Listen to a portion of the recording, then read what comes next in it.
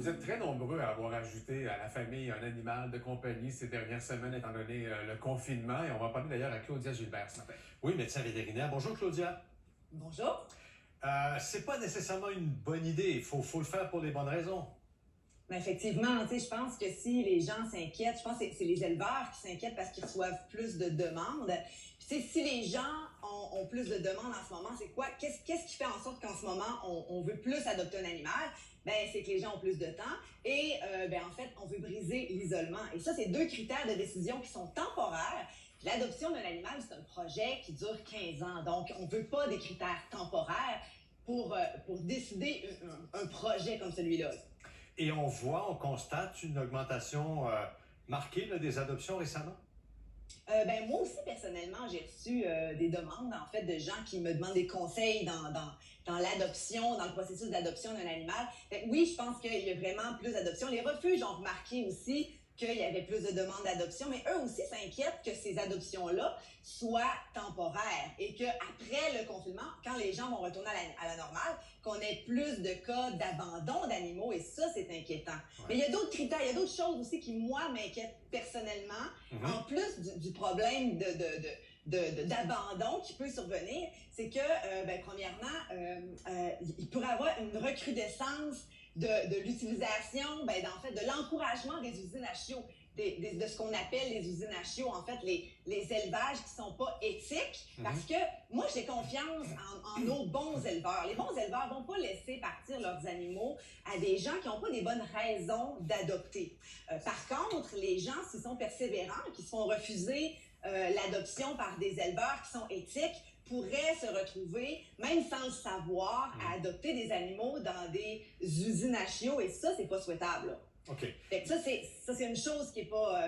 c'est un autre point négatif. Une des autres choses que tu notes, c'est que si on adopte... on prend l'exemple du chien, du chiot, parce que c'est peut-être ce qu'il y a le plus, là, pendant une période de confinement, c'est qu'on est toujours avec. Quand on va recommencer à travailler, le chien va rester tout seul dans l'appartement, dans la maison, pas habitué. C'est ça. Exactement, parce que les animaux qu'on adopte en ce moment s'habituent à une routine qui ne reflète pas la réalité et surtout, ils ne s'habituent pas à rester seuls à la maison. Et c'est difficile faut quand même le faire, mais c'est difficile de montrer à un chiot à rester seul quand on est toujours à la maison puis qu'on fait du télétravail à la maison. Fait que c'est un peu compliqué de s'assurer que notre animal, plus tard, quand la vraie routine va s'installer, qu'il ne va pas développer de l'anxiété de séparation. Et il faut que cet animal-là, si on est pour le garder, qu'on l'a avec soif, s'habitue aux autres aussi, qui fassent un peu de socialisation. Exactement, socialiser. Oui, puis moi, personnellement, j'étais rendue en processus d'adoption parce que j'ai perdu un animal, ça fait déjà 1 an et demi. Et avant le confinement, j'y pensais déjà, j'étais rendue là. La réflexion commençait à s'entamer. Et là, en fait, ça retarde mon processus parce que d'adopter un animal, si c'est un jeune animal, mais même un animal adulte, il y a une période de socialisation qui est importante.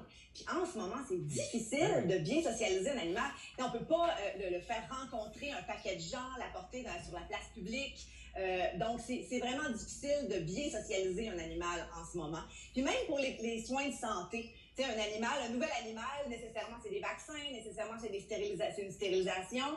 Puis les soins vétérinaires en ce moment, oui, ont repris. Par contre, ils sont un peu au ralenti parce qu'on peut pas rencontrer autant de clients en respectant la distanciation sociale et tout ça. Et on a pris du retard aussi dans les vaccins, dans les soins de routine. Donc, c'est quelque chose qui pourrait être problématique. Là. Un animal qu'on peut pas stériliser, qui est pas vacciné, c'est un problème.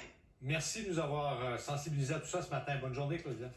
Bonne journée. Au revoir. Si on en a un chien là, présentement déjà, puis il est en bonne et due forme, Stéphanie, ce sera une belle journée pour le promener là, si on n'est plus confiné. Ah, tout à fait. Faire une belle sortie avec